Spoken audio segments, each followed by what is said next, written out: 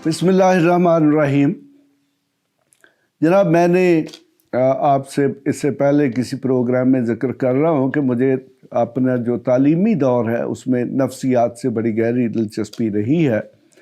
तो अब जब ये 9 मई के वाक़यात हुए तो यकीनन हर जो इंटेलेक्चुअल या पढ़ा लिखा शख्स है या कोई रिसर्चर है या तज्ज़िया नकार है तो उसके लिए ये बहुत ज़्यादा अहम है।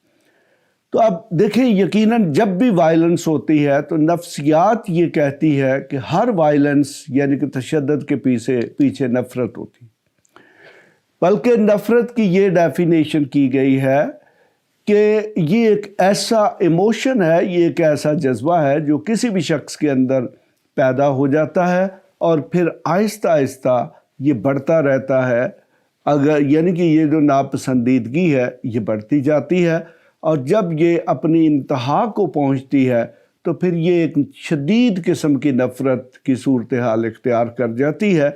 नफ़रत की जो नफ्सियात दान हैं, साइकोलॉजिस्ट हैं, उन्होंने तकरीबन 6-7 किस्में बताई हैं। अब मैं चूँकि ये एक इशू खुल गया है तो वो भी मैं आपको बताऊंगा कि ये नफ़रत की कौन सी अक़साम है। लेकिन जब नफ़रत बढ़ जाती है तो फिर वही शख्स जो है वो तशद्दुद पर उतर आता है।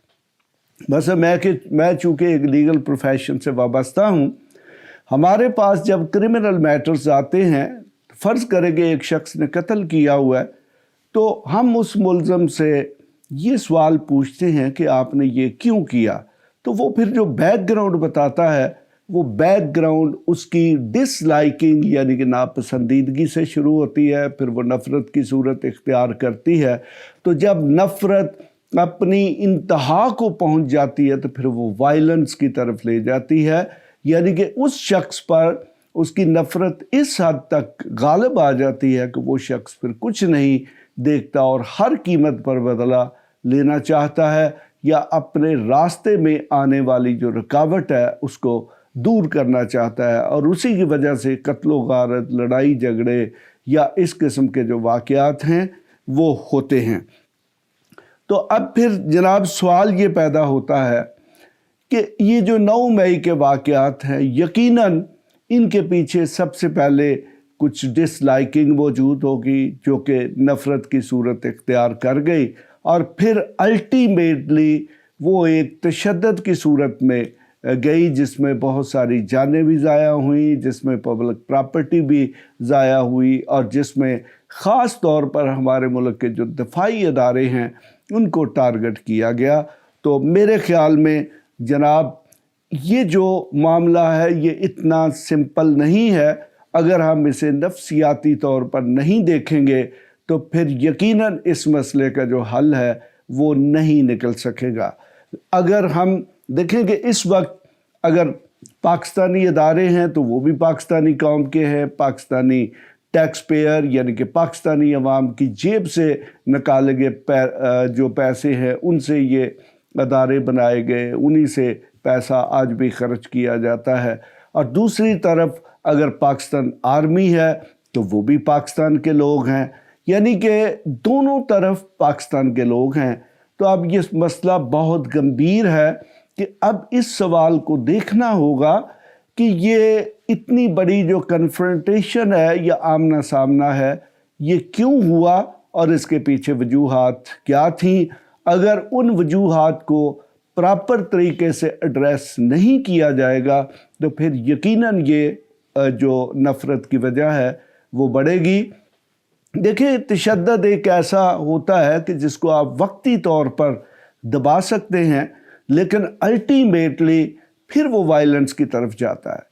मैंने अक्सर देखा है कि कुछ लोगों में हमारे पास ऐसे लोग आते हैं कि जिनमें मामूली वजूहात की बेसिस पर तलक कलामी होती है। मसला हमारे देहातों में अक्सर ये देखने में आया है कि लड़ाई की इब्तिदा क्या होती जी, इसने मुझे घूर कर देखा था, इसने मुझे रास्ता नहीं दिया, इसने जी मुझे कोनी मारी है, इसने जी मुझे कंधा मारा है। हालांकि ये एक माइनर इशू है, इससे कुछ नहीं होता।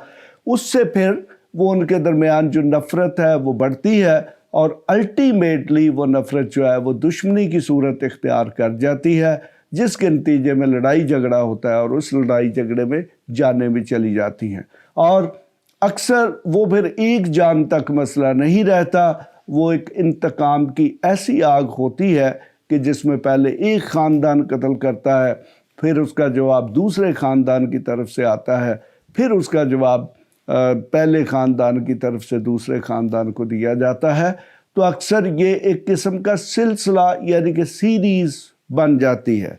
तो यहाँ पर भी देखें, इस वक्त मसलन मैं आपको मिसाल दे सकता हूँ कि जब 1857 की जंग आज़ादी हुई तो उसको दो तरीके से एनालिसिस किया गया। एक वो एस्पेक्ट था जिससे मुसलमानों या हिंदुस्तानी लोगों ने देखा, दूसरा वो था कि जिससे अंग्रेज़ों ने देखा। अंग्रेज़ों ने अपने नुक्ता नज़र से इक़दामात किए और इंतहाई सख्त किस्म के इंतज़ामात किए, और कहा जाता है कि हज़ारों लोगों को फांसियाँ दी गई या तोपों के गोलों से उड़ा दिया गया।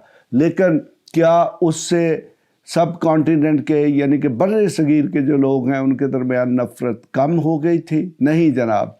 यानी कि ठीक 90 साल के बाद उसके दरमियान भी बहुत ज़्यादा वायलेंस हुई ब्रिटिश गवर्नमेंट के ख़िलाफ़, और अल्टीमेटली ब्रिटिश गवर्नमेंट जो है उसको सब कॉन्टिनेंट को छोड़ना पड़ा। लेकिन जनाब इस वक्त बहुत मुख्तलिफ सूरत हाल है, अवाम भी पाकिस्तानी हैं और फ़ौज भी पाकिस्तानी है और इदारे भी पाकिस्तानी है। तो अब यहाँ पे जनाब मज़ीद कन्फ्रंटेशन जो है वो बर्दाश्त नहीं की जा सकती, और ना ही हमारे पुलिस के इदारे या हमारे दफाई इदारे जो हैं उनको किसी को सबक सिखाना चाहिए या बदला लेना चाहिए। ये सब पाकिस्तानी लोग हैं। अगर किसी को जान से मार दिया जाएगा, अगर किसी को सख्त सज़ा दी जाएगी, तो उस शख्स के पीछे उसका ख़ानदान होता है, उसके रिश्तेदार होते हैं।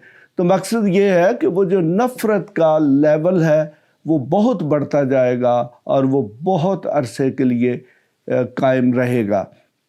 तो इस किस्म के मामलात को अच्छे तरीके से हल करने का एक तरीका ये भी होता है कि पब्लिक को आम माफ़ी दे दी जाए, और फिर कम अज़ कम वो जो इंतज़ामी इदारे या हुकूमती अफसरान जिनकी नाअहली की वजह से इस किस्म का वाक़या रूनुमा हुआ उनको सख्त सज़ा देनी चाहिए, और उसके बाद गवर्नमेंट को ऐसे कवानीन बनाने चाहिए या ऐसे इक़दामात करने चाहिए कि जिनकी वजह से दोबारा इस किस्म के वाक़यात ना हों।